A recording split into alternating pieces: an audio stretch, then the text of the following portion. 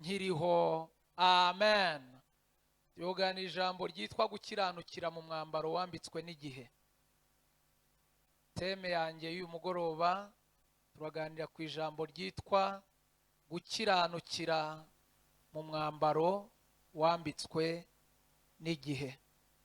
Nitwa Singirankabo Boniface, ndi umukristo mu itorero rya Nyarugenge, ndi umugabo, ndi umuvugabutumwa bwiza bwa Yesu Kristo. Ntekereza ko itorero rya Mukove ndi inshuti yaryo kubera ko ntekereza ko abakuru bari hano barabizi ko ndahagenda. Ari haciye iminsi rero bagira ngo nshimire Imana kandi nshimire n'itorero n'ubuyobozi, cyane cyane bategura iri joro batekereje ko nanjye nabana namwe kugira ngo tuganire ijambo ry'Imana.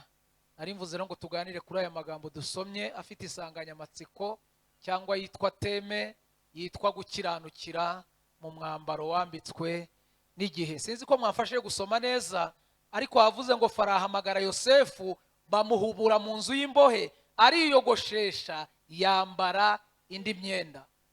Nshaka kubabwira ko igihe gifite imyambaro, igihe kirambika, kandi amaboko y'igihe yakwambitse nta wakigukiza. Igihe gifite imbaraga zo kwambika umuntu uwo ari we wese.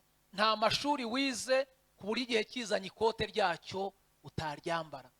Nta mashuri wize ku buryo Imana izanye umwambaro wayo utawambara. Ikintu kirimo kiragora abarokore benshi, nanjye ndimo, ni ugukiranukira mu mwambaro igihe kikwambitse. Kandi igihe aho kikugejeje ariho hose gifite imyambaro kikwambika isa naho kigusize. Biragoye rero kugira ngo abantu bazabashe gukiranukira muri iyi myambaro. Ndagira ngo mbatangarize ko igihe si cyo cyonyine gifite amaboko yo kwambika, n'Imana ifite amaboko yo kwambika. Kandi turashimira Imana ko yatwambitse. Turasabwa gukiranukira mu mwambaro Imana itwambitse. Uyu muri ibyo 121 yavuze ngo atuma nkiranuka. Yesu aduhereza imbaraga zituma dukiranukira mu mwambaro Imana itwambitse. Nimuvuge ngo amen. Nari mvuze ngo igihe kirambika, Imana irambika, abantu barambika, itorero rirambika, n'isi irambika. Ndahatwara nta hantu. Mwumva amaboko 5 yambika: amaboko y'igihe, amaboko y'Imana, amaboko y'abantu, amaboko y'itorero, n'amaboko y'isi. Hari igihe itorero ryambika umuntu ubudiyakoni akabigitangaza kumva ntakorwaho. Ndaza kuvuga amagambo akomeye, muraza kunyihanganira. Itorero naryo rirambika. Hari itorero rimwe numvise, ariko si iryacu ni icaci, bagize umuntu umushumba. Bamugize umushumba, murumva ko wo n'umwambaro nawo mushya. Itorero ryambika abantu murabizi. Na korari irambika da. Bagira umuntu udirije agahita, simwebwe ariko nabiriya hirya ndi kuvuga. Ariko igihe gifita isi. Umuntu bamugira umushumba, noneho batumira umwigisha kuza kwigisha we yarayoboye. Umwigisha aje aravuga ati, "Ro muraza kumbabarira twagize ibyago, nubwo mbasuye, ariko nidusoza amateraniro ndaza gutaha nihuta kubera ko ntago ndaza gusoza iteraniro." Baramwemerera. Rero mwe muba hano mutazi, hirya hariya hari icyumba kihaba kijya kiberamo ibintu byiza, kibamo amasorori. Materaniro arangiye, babwira umwigisha bati, "Tuzi ko wihuta, bagiye kumva indirimbo yakoraye n'amaturo, nyura hariya mu cyumba bateguriye abashyitsi." Ageze yasanga bateguyeho amasorori. Baramubwira ati, "Wafata utujyo dukeya ukagenda nibura uduhesheje umugisha." Bapfundura ibisorori, ukagenda akoramo duke duke, barapfundikira. Materaniro yarangiye, umuntu bambitse umwambaro w'igishumba hageze, aravuga ati, "Ninde wakoze muri ibiryo ntari nabikoramo?" Aravuga ngo, "Simbirya." Ninde dukiranukire mu mwambaro twambitswe n'igihe. Igihe nikikwambika icyubahiro, menya uko ugomba kwitwara muri icyo gihe. Ndagira ngo mbatangarize ko Bibiliya ijambo ry'Imana rigenda ritugaragariza abantu benshi batandukanye igihe cyagiye cyambika. Isi yagiye yambika, itorero ryagiye ryambika, ariko ugasanga gukiranukira muri uyu mwambaro bibaye ikibazo. Natwe abavuga butumwa, hari ukuntu Imana igira icya ikakwambika umwambaro w'igikundiro. Ndaza kukigeraho igihe nikiza kunkundira. Hari abantu isi cyangwa Imana yambitse umwambaro w'igikundiro, ariko kugira ngo bazakiranukire muri uwo mwambaro ugasanga byabaye ikibazo. Bibiliya iratubwiye ngo siniba mwumvisha umugabo uvuze ngo gukiranuka kwe aragukomeje, ngo ntabwo azikuraho kuba inyangamugayo. Iki gitabo cya Yobu sinzi ko mujya mugisoma, gifite ibice bitari byinshi, ibice 42. Muzagisome, ni igitabo cyiza. Uyu mugabo mu gihugu iwabo iyo yari atuye, baravuga ngo ni mu gihugu cyitwaga Usi, bavuga ko yari umukire ku matungo, yari umukire ku bagaragu, yari umukire ku rubyaro, yari afite ngo abahungu 7 n'abari abakobwa 3, we yari afite abana 10 kandi beza. Igihe cyari cyaramwambitse aberewe muri byose, ariko ngo haza ikindi gihe, ibihe birasimburana, yemwe ibihe birasimburana, haza ikindi gihe gitwara ibintu byose, nticyamusigira n'akantu na kamwe. Nasomye igitabo cya Yobu ndatangara. Abana barapfa, inka zirapfa, umugore aramuhita. Igihe mukiranukire mu mwambaro mwambitswe n'igihe. Agera ku rwego inshuti ze, uriya hari inshuti tugira bitewe n'umwambaro igihe cyatwambitse, neza zikaza bitewe n'uko uhagaze, ariko umwambaro wahinduka zose zikagenda. Yewe mfite umushuti wanjye wari umusirikare akomeye, ajya mu kiruhuko cy'izabukuru, yarambwiye ati nyambara ya myenda ifite ibintu hano, ati abantu nakiraga bo nahamagaraga, ati none reka nyine umwambaro warahindutse, uwo nawe ukira. Umwambaro ni ikintu gikomeye cyane. Yobu inshuti ze basangiraga zibonye umwambaro wahindutse ziramuhinduka, batangira kumuryanira inzara, batangira kumusebya. Umwambaro, mukiranukire mu mwambaro. N'umugore yishakiye ubwe, igihe kimwe aramwegera ambwira ati ariko mugabo wa koko Imana yakwambika uyu mwambaro utarayihemukiye? Iyo wirebye, iyo wigenzuye, uba wumva nta rubanza ufitanye n'Imana. Naho babwira umugore ati nukuri nta rubanza mfitanye nayo. Umugore amubwira ati ndi nkawe nayituka. Ariko uyu mugore nawe sinzi ahantu yakuye ibintu by'ibitutsi, igitutsi watuka. Uzi ko uyu mugore ari igitangaza. Yaravuze ati ngiye inama nakugira, tuka Imana, nuyituka iraguhitana, irakwisha.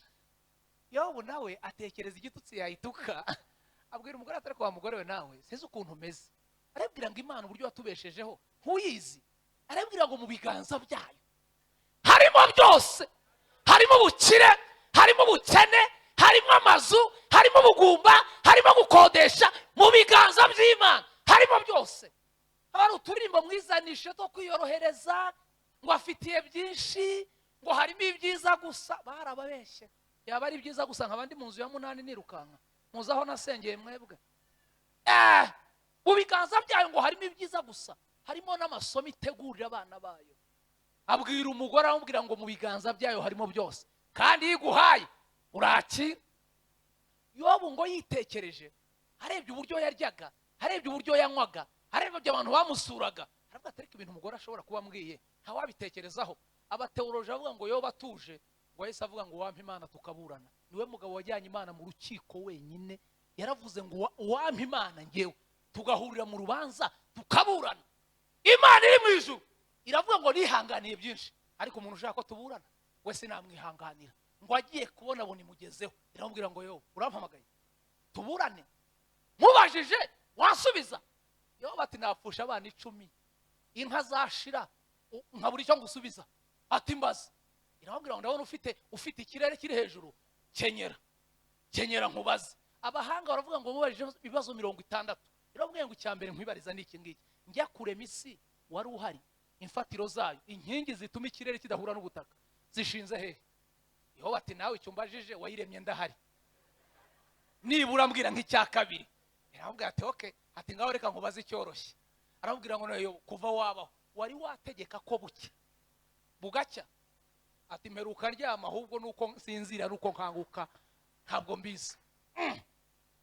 Yamubajije icyanyuma. Iramubwira ati reka nkubaza koroshye basi. Ati ngaho mbaza koroshye. Iramubwira ngo imvura urayizi? Ati imvura yo ndayizi. Ataho aho nyibika urahazi ku buryo nyihamagaye ngo igwe niyo nyihagaritse, ububiko bw'imvura urabuzi? Ati niba uyizi se basi igira se, niba igira se ise wayibyaye yitwa nde? Yobu mu bice 42 abwira Imana ati ngusubize. Ati ngaho nsubize. abwira Imana ati ushobora kuba nagize ibibazo cy'ivangirwa mu mutwe, nzi ko ushobora byose, mbabarira, ushobora byose. Ibyawe najyaga byumvisha amatwi, ariko noneho amaso yanjye arabibonye. Haleluya! Ageze hepfo aravuga ngo nzi ko ushobora byose, nta kibasha kurogoya imigambi yawe yose. Mfite abana, uri Imana. Ntabafite, uri Imana. Nkodesha, uri Imana. Ntaha iwanjye, uri Imana. Njya buri munsi, uri Imana. Tera haleluya! Arakiranuka uyu mugabo, avuga ngo nzakiranuka, sinzikuraho kuba inyangamugayo. Abantu bakiranutse ari abakene, none barakize. Gukiranuka biranga. Dufite abantu bakiranutse barya bazunguza ishirira, none bacana amatara. Gukiranuka byaranze. Dufite abantu bakiranutse bambara umwenda umwe, none imyenda yuzuye inzu. Gukiranuka byaranze. Dufite abantu bakiranutse batagira konte, ariko babonye amafaranga. Gukiranuka biranga. Urasabwa gukiranukira mu mwambaro wambitswe n'igihe. Abantu bakurikira Nyarugenge cyangwa bahateranira, mwigisha umwe yaduhaye ubuhamya n'ibyahabereye. Atubwira umugabo n'umugore bashakanye ari abakene, basenze Imana babwira ngo nzabakenura, uwo mwambaro nzawubambura, nzabambika undi mwambaro. Imana kuko itabeshya, babyaye umwana wa mbere, Imana ibakura mu bukode ibaha inzu. Babyaye uwa kabiri, Imana ibaha imodoka. Babyaye uwa gatatu, Imana ibongera inzu.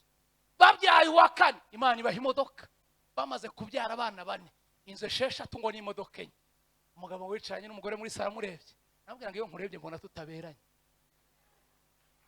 Yumvira ko kantu ukiranukira mu mwambaro wambitswe n'igihe. Aravuga ngo iyo nkurebye no kugendana nawe mu nzira bona bitagihuye. Arangije ahita amubwira ngo cyakora kubera ko nakubyaje abana 4, nkaba narigeze kugukunda, nkwisabiye akantu kamwe.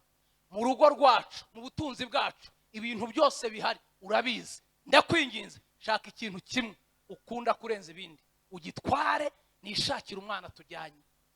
Umugore aravuga ati Mana we, ko hari ibintu watubwenge n'uyu mugabo tukiri mu bukene, none uradusubije nuko bigenje.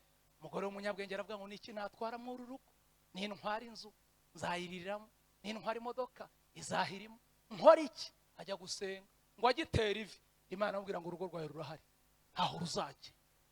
Umugabo yari yamuhaye iminsi 4, yaramubwira ngo nyuma y'iminsi 4 uzampereza igisubizo. Umugore yagiye gusenga ku munsi wa 2. Ku munsi wa 3 umugabo ngo aragenda ajya mu kabara aranywa. Dufite abantu bananiye gukiranuka, batanywe inzoga ari abakene, bari kuzinywa bakize. Maze ngo ava mu kabari ijoro ngo yasinze, ngo asonye ku rupangu, umuzamu arakingura. Umugabo ageze mu rupangu muri parikingi ahita asinzirira kuri vola.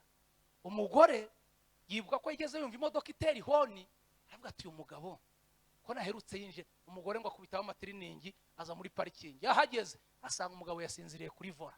Umugore yasubiye mu nzu, yambara supurense, yari afite perimi. Araza aterura umugabo mu mwanya w'umushoferi, amushyira mu mwanya w'umugenzi.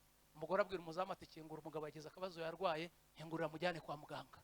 Umugore aramutwara amujyana iwabo, amukura mu modoka amushyira mu nzu, bararyama.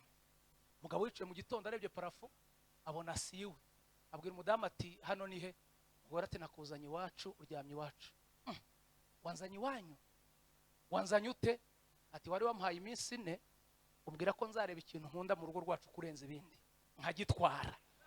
Nabonye nta kindi nkunda kukurusha, nabonye ari wowe nkunda, nakuzanye rero ubu tugiye kwibera hano nge nawe iwacu, nta kibazo, tuzabana iteka ryose. Umugabo arangije abwira umugore ati mbabarira umbwiza ukuri, ndakwingiza. Mabukwe na data bukwe bazi ko wanzanye? Ati twaje baryamye, ntibari bamenya ko turi hano, ariko nibabyuka mu kanya turicara muri saro mbabwira ikibazo cyabaye, baratwakira n'ababyeyi beza tuzibera aha ngaha. Umugabo aramubwira ati ndakwinginze, muri politike yawe uburyo wanzanye, nyemerera unsubizeyo, tuzabana yo. Iyo uzi imbaraga z'umwambaro Imana ikwambitse, urasabwa gukiranukira mu mwambaro w'urugo rubi. haza gutinda nimuvuge ngo amen, nimunyikirize ngo amen. Wenda nabona bivugiye ahangaha cyangwa ahandi tugenda ahantu henshi hatandukanye. Nabwiye abantu ndababwira ngo isi ifite ishuri, ifite amashuri yigishirizamo abayituye. Murabizi u Rwanda tugira minisiteri y'uburezi, ntibashaka umuntu utarize. Imana nayo abayo ibafitiye amashuri bigisha, kandi buri wese mwambika umwambaro utewe n'icyiciro agezemo. Systeme y'uburezi bw'isi yaravuze ngo kugira ngo abantu bige, yorohereje abantu kugira ngo hatazagira uwitwaza ngo yabuze umwanya wo kwiga. Ishyiraho ikigo cy'abiga ku manywa, ishyiraho ikigo cy'abiga nijoro, ishyiraho ikigo cy'abiga bataha, ishyiraho n'ikigo cy'abiga babayo. Ibi bigo byose ikintu kibitandukanya ni uniforme. Imana nayo mu bigo byayo ifite imyambaro yambika abiga ku manywa, ikagira abo yambika biga nijoro, ikagira imyambaro yambika abiga babayo, ikagira n'imyambaro yambika abiga bataha. Rero urugamba dufite ni urw'abantu bashaka kwambara uniforme y'abiga bataha kandi biga babayo. Wamenya umwambaro wawe, urashaka kwambara nkanjye uzi niga hehe. Hari igihe nabwirije nambara imyenda nayitiriye, hari igihe nabaye muri korali nambara ikanzu ya mushiki wanjye. Imana igenda inyimura. None urambona hano ngo nanjye ngwamba kariya gashati ba wambaye icyo kimeze nk'icy'abagore, igihe cyo kwambara ntikiragera. Yewe kiranukira mu mwambaro wambitswe n'igihe. Ingo zirimo zirasenyuka, umugore yabona mugenzi we yambaye ibubu muri korali ngo nanjye ngo wampiriye. Ba wambara icyo ngicyo. Umwambaro wawe Imana yarawuteguye, nukiranukira muri bike izaguhereza n'ibyinshi. Ese murimo muranyumva? Rero ibi bigo uko ari bine Imana nayo irabifite. Ikigo cy'abiga babayo, ikigo cy'abiga bataha, ikigo cy'abiga ku manywa, n'ikigo cy'abiga nijoro. Wenda James na Pastor bashobora kuba bafite nimero yanjye, muze kureba kuri status yanjye. Umukobwa ari gukora ikizame cya primaire, arimo arasoza. Yatangiriye muri materineri yaho bita Saint Charles Rwanga i Nyamirambo. Ubuzima bwanze nagiraga akazi karahagarara, turi mu katuza mu cyahafi, yiga ku materineri kari imbere y'urusengero rwo mu cyahafi. Ageze muri materineri ya kabiri, abari baravuga ngo uyu mwana afite ubwenge, ni umujyane mu cyahafi, tumuzana muri primaire yo mu wa mbere hano hepfo. Aha amaze umwaka, sinzi inzira Imana yaciye, baravuga ngo tuhamukure tumujyane kuri apa kopi. Ubu ni harangirije na postinze yiga muri Saint Charles, uniforme bambaraga mu cyahafi, ishati y'umuhondo. Iyo myenda yose muze kureba kuri stati yanjye, muraza ko Imana nayo rero ifite uburyo igenda itwimura bitewe n'uko ibona ugenda uyitwaraho. Uko ugenda ukarota, uko ugenda wikwepesha mu bigo yagusizemo, urakomeza wambara imyenda udakwiye kwambara. Buri mwaka Imana igenda yimura abayo. Nimuvuge ngo amen, nimunyikirize ngo amen. Haleluya. Kugira ngo umwanya wacu uza kudukundira, nagira ngo mbatangarize ko ari imyambaro 10 igihe kitwambika. Iyi ndayisoma ntago ndaza kuyivuga bitewe n'umwanya wanjye. Hari imyambaro 10 igihe cyambika abantu bikabagora kuyikiranukiramo. Umwambaro wa mbere ni umwambaro w'icyubahiro cyangwa ubukire. Umwambaro w'icyubahiro cyangwa ubukire.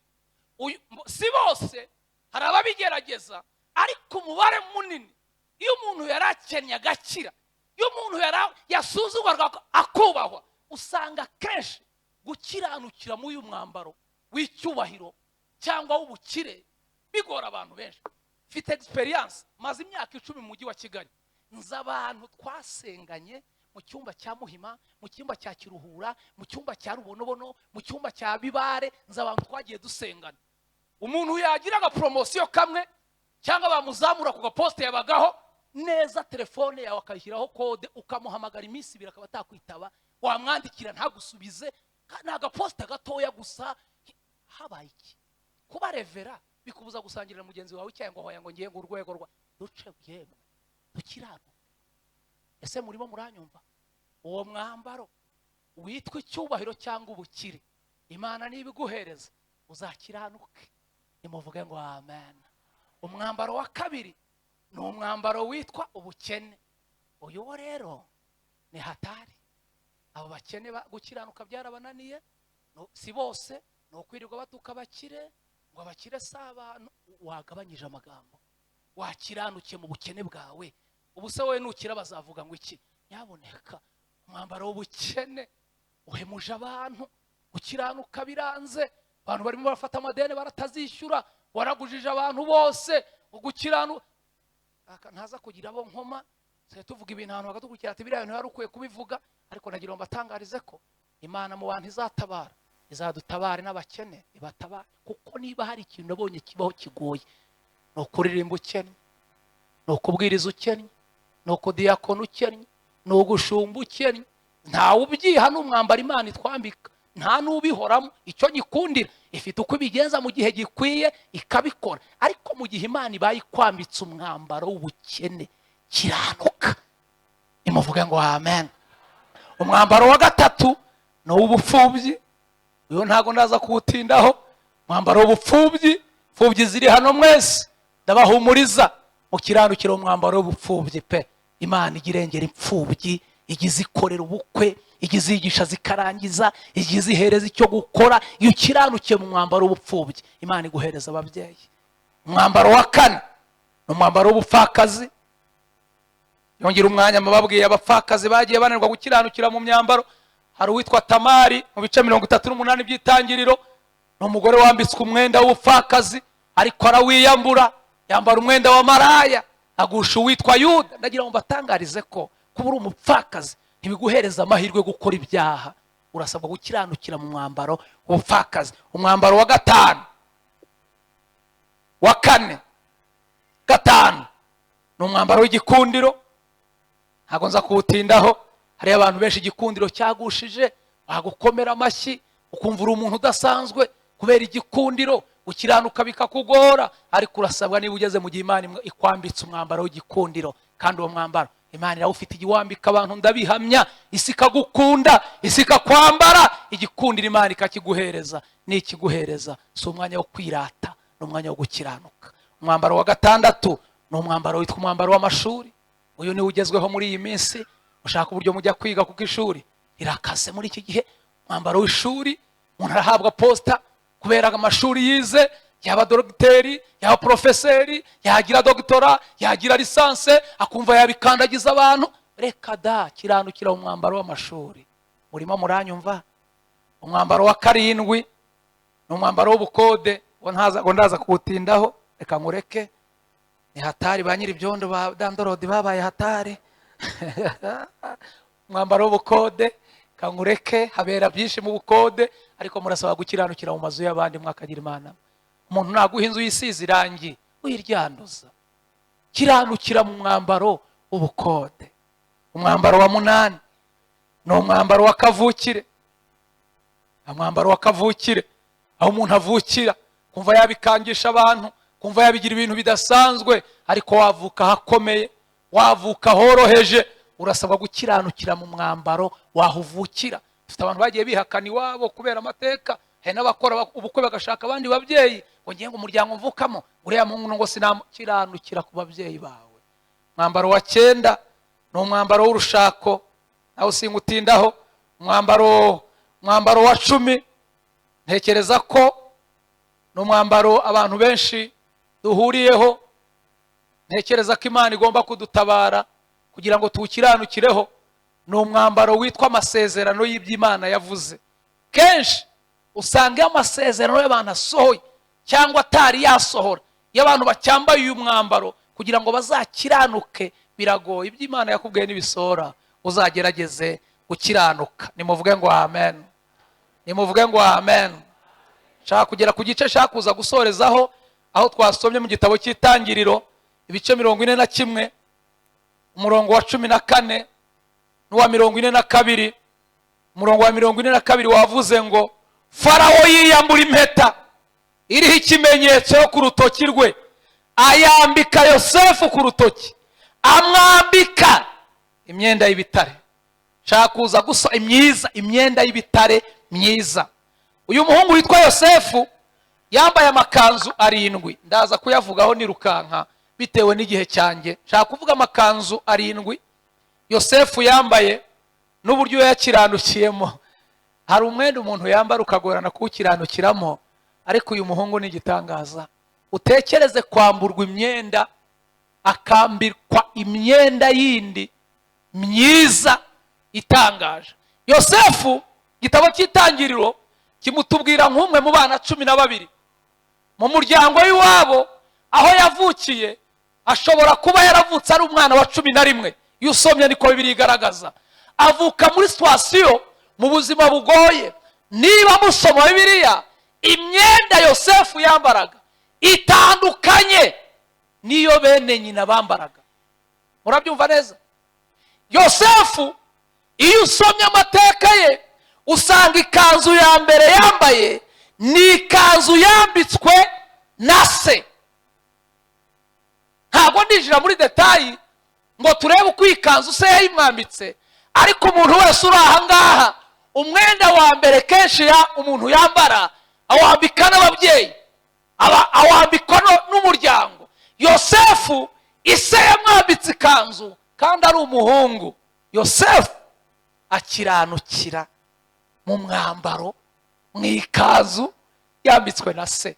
Ndakwingingira kubw'imbabazi z'Imana, umwambaro wambitswe n'umuryango ukiranukiremo.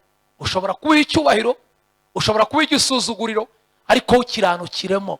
Muri 96 ni témoignage yanjye. Tubaye nk'abahunguka dutangiye guhura n'imiryango twari twaragiye dutatana. Nahuze muri 94 mva mu karere kamwe muhungira mu kandi, nca nko kuri 3. Urumva twabaga muri Rusizi muhungira muri Nyamasheke. Naciye muri Rusizi ya muri Nyamasheke mu misozi. Ngenda nambaye uniforme y'amakaki twagiraga abantu bize primaire kera, twambaga imyenda y'amakaki. Ahantu nahungiye namaze y'imyaka 3, 95, 96, 97 nambara ya myenda ntayihindura ntayimesa. Ngarutse mbonanye na mama, ya myenda akozeho yumva yabaye nk'uruhu. Arambwira ati hano ni mu mujyi bazavuga kuri mayiwabo cyangwa uri igisambo, mushiki wawe afite ikanzu 2, none wafata imwe ukajya uyambara tukareba ko uzabona umwenda uzajya wambara. Fata ikanzu ya mushiki wanjye hari kuwa 6. Baratubwira ngo hari hepfo hari itorero ngo ku cyumweru bajya basenga, ejo muzajya gusenga. Nari maze imyaka 3 nabonana na mama n'abavandimwe. Ku cyumweru tujya gusenga, nakubisemo ya kanzu ya mushiki wanjye mama yari yampitiyemo mu kiranukire mu myambaro ababyeyi babambitse. Ngeze mu rusengero, nari mvuye mu cyaro cyane bitazanya Nyamasheke Rangiro ruguru mu ishyamba. Ngeze mu mujyi Kamembe, ngeze mu rusengero mbona abantu ntarime, abantu bambaye neza ntarirutse kubona, mbona abantu bari kuririmba. Pastor yanje avuga ngo abantu ngo bakeneye kurimba muri korali y'urubyiruko baze gusigara. Hita numva nanjye ndavuga nanjye wasigara nkajya muri korali. Baranyandika muri korali baze ngo ndi umukobwa. Baravuga ngo kuwa 4 hazaba repetition. Ntitujye utanga ubuhamya kubera igihe. Kuwa 4 tuza kurepeta, nta warunzi dirija turarepeta. Dirija baravuga ati rero kubera ibihe turimo aribwo abantu batangiye kubonana, ni nta bintu byo gutinza abantu barepeta mukabona bafashe indirimbo ku cyumweru bazaririmbe. Batavuga ati ariko uyu mukobwa nawe murumva ko nawe indirimbo yazifashe ku cyumweru nawe azaririmba. Ku cyumweru ndazinduka, ariko bega imyambaro twambaye we. Ubwo ko nakiranutse ni mu ikanzu, ubu ngere mu ipataro ngwe, ariko mwabantu b'Imana wakiranutse wambara boda none wambaye inkweto isa mwakiranutse habaye iki? Ku cyumweru njya muri korali imbere ndaririmba. Abakristo na pasiteri barajura bati mbega umukobwa, ati umukobwa waje aririmba mwakagira Imana, ati mbega umukobwa uririmba mwakagira. Bamenye ko ndi umuhungu, habaye ibintu ku rusengero, njya nkurura iyo shusho nkumva ngiye nko guseka niyo naba ni njyenyine, kuko pasiteri ubwo yanjyanye mu cyumba muri biro arambwira ngo uri umuhungu cyangwa uri umukobwa. Habwa ndi umuhungu. None se habaye iki ko wambara ikanzu? Muhereza ubuhamya. Aravuga ati mwakagira Imana mwe. Umunsi ukurikiye ukwezi, icyumweru gikurikiye cya 3 naje kuririmba nambaye ipataro n'agapira k'umutuku. Iteraniro ry'uwo munsi naryo ryabaye ibibazo. Havuze ati se uyu mukobwa ejo bundi ariko mwakagira Imana. Ibi ni Yosefu akiranukira mu ikanzu yambitswe na se.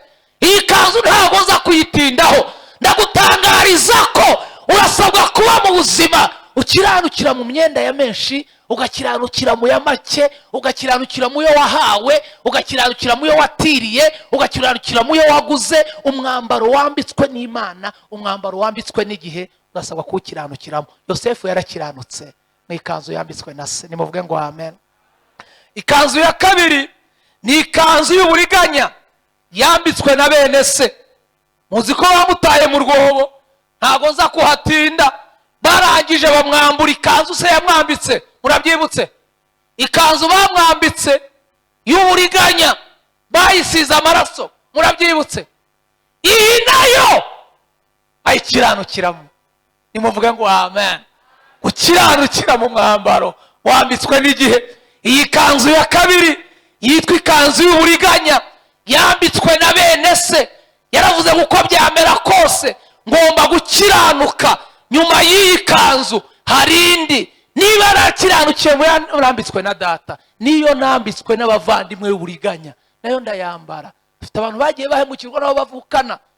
Umuntu muva indimwe ho kugira ngo aguheshe icyubahiro akagusuzuguza, ho kugira ngo akubahishe akagutesha agaciro. Ariko Yosefu arakiranuka. Abantu baza bani ngo ngiye ngo bari ngo turavukana, ariko ntacyo bamariye. Baramaze. Kiranuka, Imana izakwitura. Nimuvuge ngo amen. Kanzu ya gatatu ni ikanzu y'ubugurano yambitswe n'Abishimayeli. Muribuka ko bamukuye mu rwobo, yaraguzwe, bamwambika ikanzu ya gatatu y'ubugurano, bamujyana kwa Potifari. Ageze kwa Potifari yambara ikanzu ya kane yitwa ikanzu y'ubugaragu, ikanzu y'ubuja, ayikiranukiramo. Urasabwa gukiranukira mu mwambaro wambitswe n'igihe. Yosefu mu ikanzu y'ubugaragu, mu ikanzu y'ubuja, arakiranuka. Dufite abantu bakora akazi ko mu rugo ariko bananiwe gukiranuka. Ariko Yosefu ni igitangaza. Nimuvuge ngo amen. Uzi ko uyu muhungu yakunzwe na nyirabuja, yambaye ikanzu y'uburiganya, ikanzu y'ubugurano, ikanzu y'ubucakara, ikanzu y'ubuja, ayikiranukiramo. Yosefu yashaka ikanzu yari kuyamburira kwa Potifari, ariko yabwiye muka Potifari, namubwira ngo hoya, iyi kanzu nambaye nubwo imeze iki, hari izindi zayibanjirije. Uko byamera kose nyuma y'iyi ngiyi hari indi. Komeza ukiranuke. Nimuvuge ngo amen. Nimunyikirize ngo amen. Iyi kanzu y'ubugaragu ya kane Yosefu yayikiranukiyemo kwa Potifari, agera ku rwego aranayamburwa, arabeshyerwa, ariko arakomeza arakiranuka. Ikanzu ya gatanu ni ikanzu yo muri gereza. Nimuvuge ngo amen. Ikanzu yo muri gereza, umwambaro wo muri gereza. Uyu mwambaro Yosefu yawukiranukiyemo, ariko gukiranuka ni byiza. Gukiranukira mu mwambaro wambitswe n'igihe. Uzi ko yageze muri gereza agirira igikundiro kuba ari muri gereza, uwo mwambaro wa gereza arawambara, awukiranukiramo. Igihe kimwe umwami ngo ararota Farawo, sinzi niba mujya musoma Bibiliya, ngo arota inka zirindwi zibyibushye, arota inka zirindwi zinanutse, arota amahundo y'imishishe, inka masaka wenda n'andi y'iminambe. Farawo ngo arangije abwira abantu ngo yarose, ngo nibasobanure inzozi yarose. Habura uwazisobanura. Kumbe hari umuntu umaze iminsi yambaye ikanzu ya gereza, ayimazemo igihe, ariko akiranuka. Imana imurebye iravuga ngo ayimazemo igihe, ngomba kumushakira indi kanzu. Uzi ko Yosefu Farawo ubwe yamutumyeho, baravuze ngo hari umuhungu ufunze ku bintu by'inzozi, niwe ujya ubisobanura. Niwambara umwenda ukawukiranukiramo, uzajya gusobanura ibintu ahantu hari abambaye ibikomeye byananiye, ariko kuba bashe gukiranukira mu mwambaro ugoye, Imana ikujyana hakomeye. Muzasome niba ari ibice 41, niba ari 40, ngo bahamagaye Yosefu, ngo baramubwira ngo umwami aragushaka, ngo bamuhubuje mu nzu y'imbohe. Niko Bibiliya ivuga. Bamuhubujemo, nawe ngo abankuyihagaraho, arababwira ngo ninde ushaka. Baramubwira ngo ni umwami. Yabasabye ibintu bitatu byantangaje. Yarababwiye ngo icyambere, niba ari umwami umuhamagaye, ikintu cyambere murankorera, mujye kunyogoshesha. We yaramaze iminsi atogoshwa, yari afite imitekerereze yo muri gereza. Dufite abantu bari mu nzu y'Imana bakeneye gukorerwa isuku, bakeneye gukorerwa kontroli bwose. Yosefu ngo baramwogoshesha. Icya kabiri yasabye, yaravuze ngo bandodeshereze ngo indi myenda. Yosefu ngo bamwambura imyenda yo muri gereza, bamwambika ikanzu ya karindwi, ikanzu yo gutunganywa, ngo ikanzu y'umweru, ikanzu nziza, ngo bamwambika umwenda mwiza, yamburwa umwenda wa gereza yakiranukiyemo, yambikwa umwenda wa gatandatu witwa umwenda wo gutunganywa.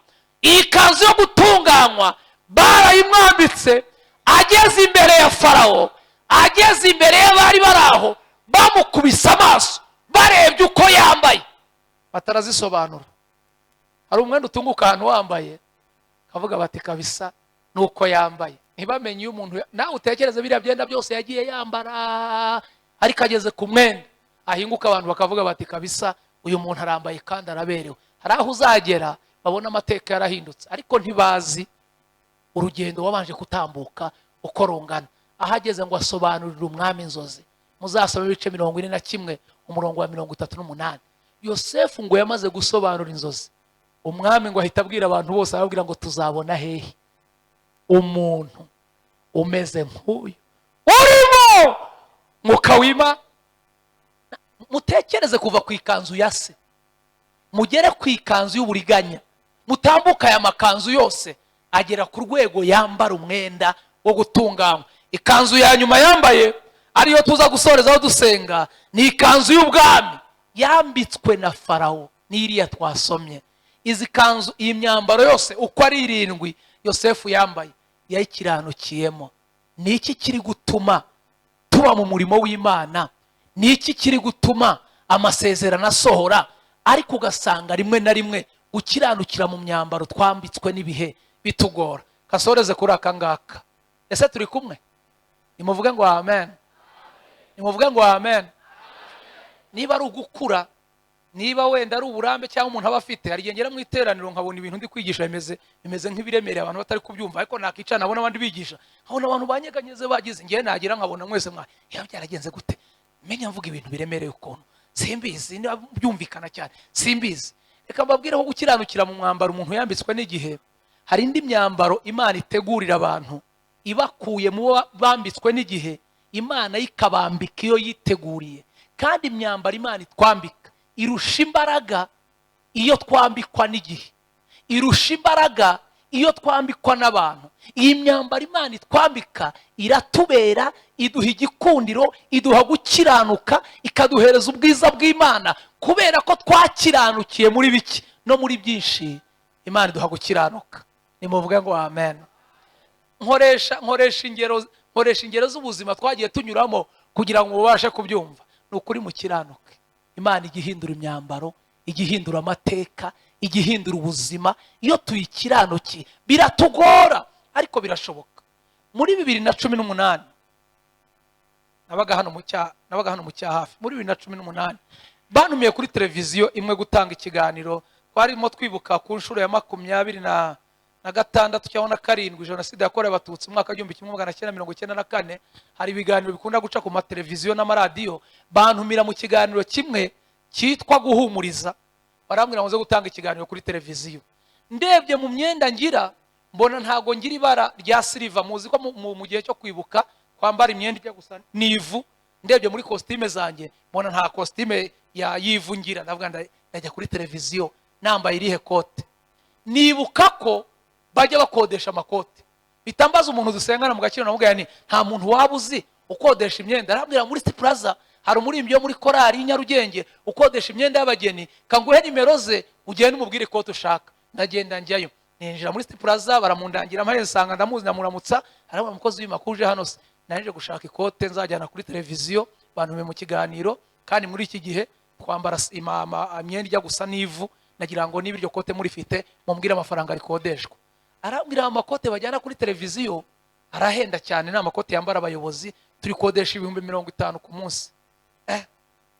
ntabwo nimwanca nka make kuko nari mbonye muzi. ahita ambwira ngo se ubwo wabona ngahe? nanjye nihagararaho ngiye kuri televiziyo, ntinabona nka 20. nkumva 20 ku munsi se atari igitangaza muri 2018 n'ubuzima bwanjye uko nari meze. aravuga ati nta kibazo, 20 nayo kurihanaguza nta kibazo yazanye. ararimpa ndaryigera. bandangira ahantu bagurira imidari yo gushyira ku ikote kwibuka ku nshuro ya 26. ndagenda ngura ka kadari ndaza ngateraho ahangaha. iyo myenda yarambereye, mureke mbabwire, yarancumuje iriya myenda. Iyo myenda narayambaye havuga uko nzayisubizayo. Nagiye kuri televiziyo, ninjiye muri studio, umunyamakuru wanyakiriye yarambwiye ngo twagiye dutumira abatumirwa benshi, ariko niwe mutumirwa uje wambaye neza. Umutima ntimana we yamenya ko uyu mwambaro nambaye ndaza kuwutirura na utiye. Natanze ikiganiro, nasomye muri Yesaya ndavuga ngo nimuhumurize abantu banyu, vuga ku ijambo ryitwa guhumuriza. Ndangije aravuga ati no mu bantu twatumiye hano uri mu bantu bakoze ikiganiro kimeze neza, none hari umuntu waje wambaye atyo wagenda na moto, dufite imodoka y'akazi, umbwira aho ushaka kujya turagutwara tukugezeyo. Nkabana nifatanye n'umuntu gahunda hano kwa Ndamage munsi ya TDMR, navuga nti wanjyana ukangeza kwa Rubangura, hari umuntu ugiye kureba hafi hari, anshyira mu modoka, aranza nagejeje mu cyapa cya taxi kwa Rubangura, hano habaga icyapa nabonye urasize ibibati simbizi, anshyira mu cyapa cya taxi, mvuye mu modoka ngenda ngana ahantu haba igicupa kinini cya Coca-Cola giteye ahantu kwa Rubangura, sindi bamuhazi, ngenda ngana kuri cya gicupa, ngiye ngana kuri cya gicupa kuko yari yambwiye ko ari nge muntu wagiye wambaye neza. Murebye ingendo nagendaga ntikora, ariko makagira Imana yo ariko imyambaro twambitswe n'igihe yitangaza, nagendaga nireze numva nambaye ukuntu kabisa. Ngiye kugera kuri rya cupa, nkubitana n'umuntu twabanye muri 2004, nacuruzaga ibisheke, wacuruza inkoko.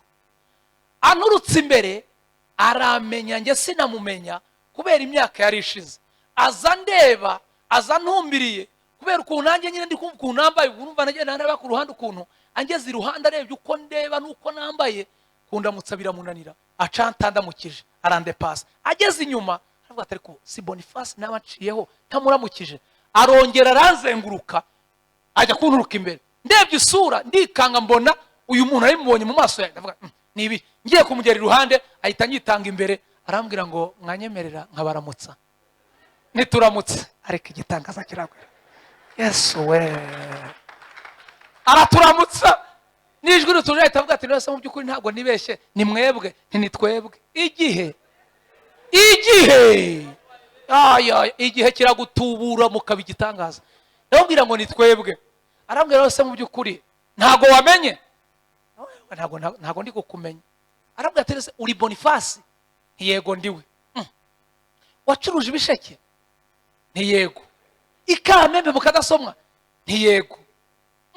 Areba inkweto, ariko igihe kirambika mwakagira Imana mwe. Arambwira ati nose mu byukuri ntabwo uri kumenya, ntabwo ndi kukumenya. Arambwira ati nta muntu witwa Tuyizere uzi wacuruzaga inkoko, waziranguruga mu Bushenge akazicururiza Ikamembe, nkazijyana no ku Rusizi nkakunyura hano wacuruzaga ibisheke, ntabwo uri kumenya. Ndebye isura mbona iraje, ndavuga ni we uri Tuyi? Ati ndi Tuyi wangu. Yesu we arangije arambwira ngo nose Boniface wabaye iki?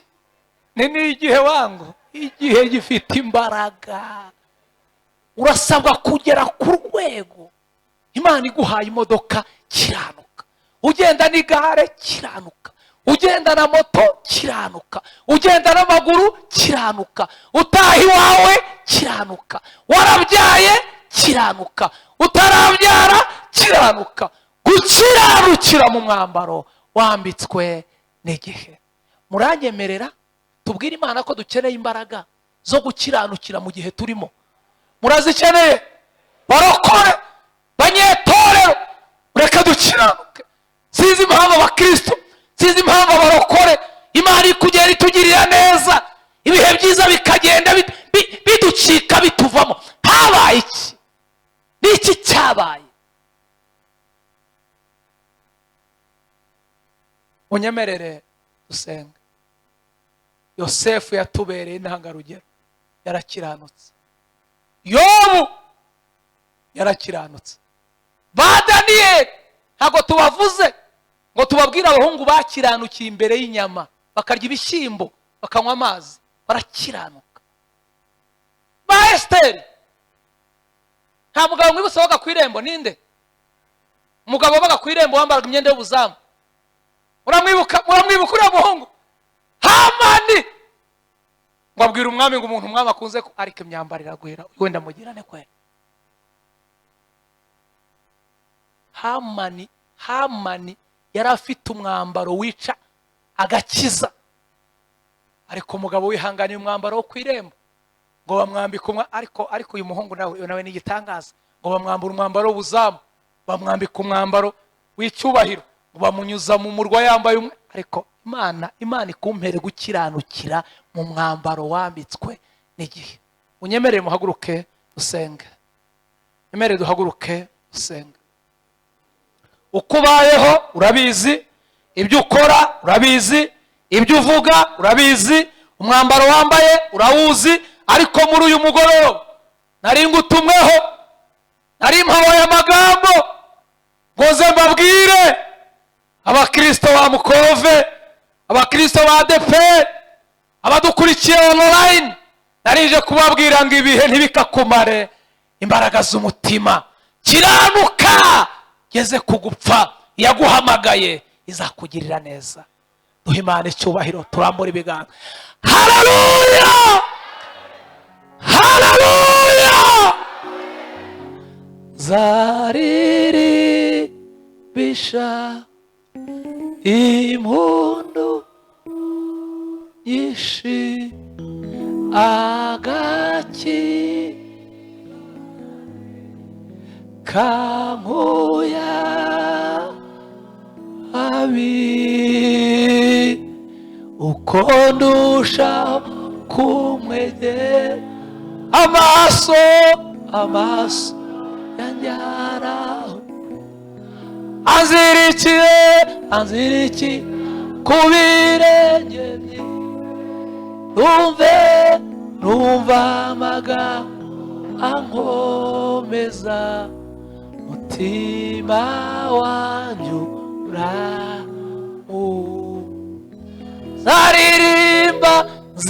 zariri impundu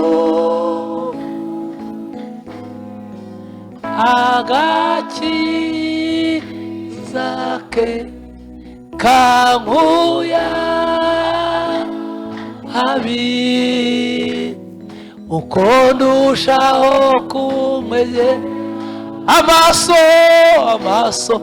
anyaraho, anzirikiye ku birenge bye, ngo numva ankomeza, mutima wanjye uraho.